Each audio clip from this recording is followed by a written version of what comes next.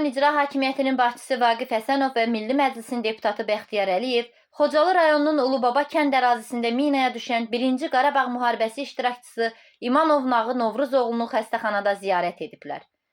5 mart 2025-ci il tarixdə Ağdam rayon İcra Hakimiyyətinin başçısı Vaqif Həsənov və Milli Məclisin deputatı Bəxtiyar Əliyev Xocalı rayonunun Ulubaba kənd ərazisində minaya düşən Ağdam rayon sakini 1-ci Qarabağ müharibəsi iştirakçısı İmanov Nağı Novruzoğlunu Bərdə Müalicə Diaqnostika Mərkəzində ziyarət edib. Müalicəsinin gedişi ilə maraqlanıblar. Nağı İmanov və onun ailə üzvləri şəhid ailələrinə və qazilərə göstərilən diqqət və qayğıya görə ölkə prezidenti cənab İlham Əliyevə və 1-ci vitse-prezident Mehriban xanım Əliyevaya öz minnətdarlıqlarını bildirmişlər. Polad Rüstəmli, Şəbnəm Aslanlı, Ağdam xəbərləri.